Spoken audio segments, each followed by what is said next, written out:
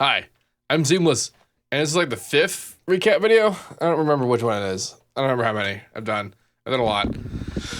I don't think I'm like whatever. Anyway, a whole lot of crap happened. I'm just gonna play this thing, and then I'll explain what's going on.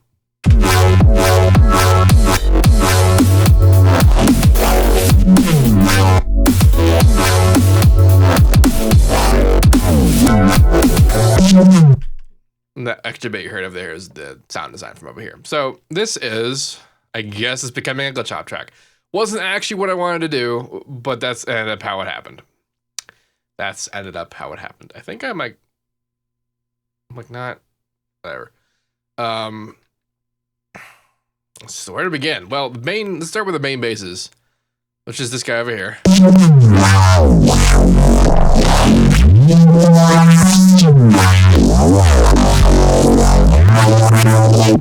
This big old automation sandwich. You can probably guess what's going on, but there are some subtleties happening that cause some interesting results. It began as a citrus. The primary fundamental is a saw wave that was entered into the oscillator as sine harmonics, and then I screwed with the phases to get this non-saw looking shape. There's also a square coming in here. It's opposite phase, and it's also turned down a little bit, so it's not quite as on point, not as loud as a saw-ish thing. But they're both the same pitch, and then there's also a sine wave at 2.04, which is giving us the Reese difference.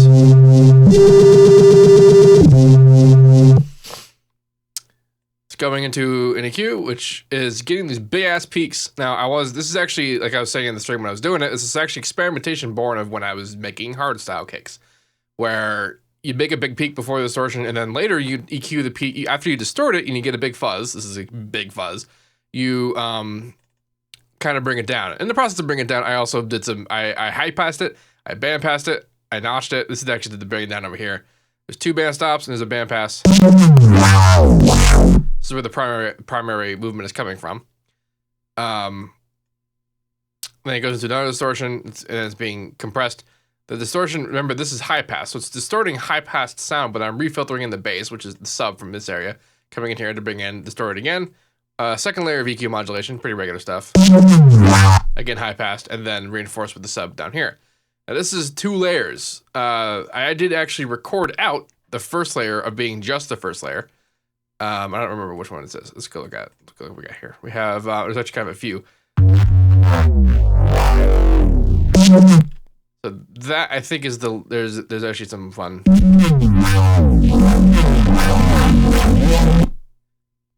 Or I get the feeling it's not. Come on. There it is.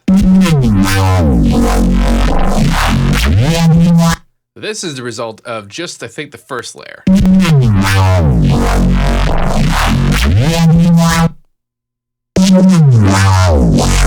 Yeah. This is just the first layer before the second layer of EQ modulation. I thought it sounded cool enough on its own, so I saved the patcher as it was, and then I recorded out the audio like that. This is this guy turned down an octave. That's all that this is. I also put reverb on it, and I'm EQing it to have more high frequencies. What boggled me, kind of confused me about this, is that I recorded these at 44.1, and I pitched it down an octave, and there's still a lot of high frequency activity going on.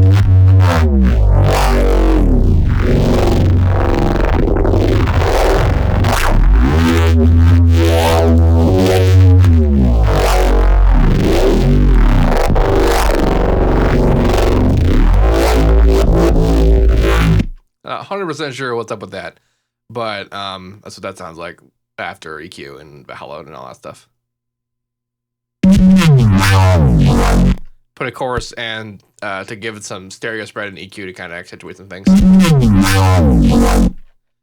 And then the third one, 683. This is layer 2 together.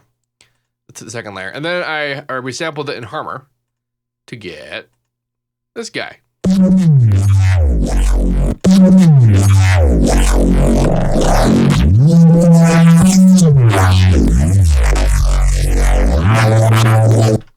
Which I haven't actually used much, and I think I only used it once, actually. I don't know where it is. I think that might be it right there. Yeah, that's it. That's the time I used it. Now, that's all the basses. The drums were originally, well, I mean, they are. It's a layer of this. They're all muted, but it's essentially some electronic drums and Superior Drummer together. And this is gonna be really stupid to a lot of people, but I did some extraordinarily basic editing techniques where I recorded out the drums into its own sample. And I did the whole thing. I recorded pre-compression. So I'm still running it into the drums master, which has the compression on it. And that's where we're hearing it. However, it is still sidechaining, and that's because while I muted all the other drums, the kicks and the snares are still active, but I unrouted them from the master. So they're actually still sending. They're essentially ghost kicks and ghost snares now, is what's up. And so I'm keeping the MIDI kind of present with what's going on in the audio.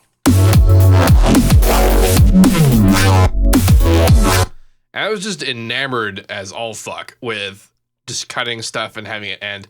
Like I even did like this pattern,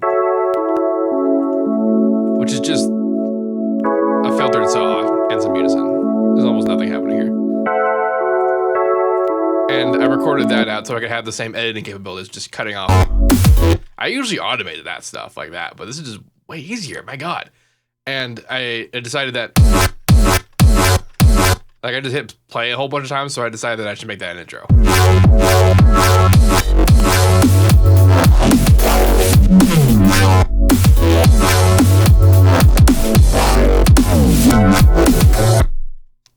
That's really all that's happening here. There's a lot of side chaining. I had the drum compression, master compression, like you wouldn't believe.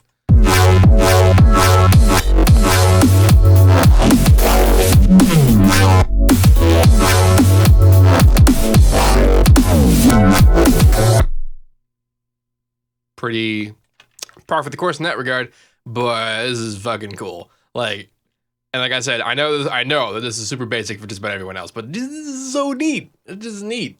It's so neat. I'm pleased with this. I actually think this is the 6th. It's probably, I don't know. I'll find out. It's like the 40Ks. I never remember what number it is. Although I did a pretty good job doing the actual 40K. I remember what numbers were until the very end.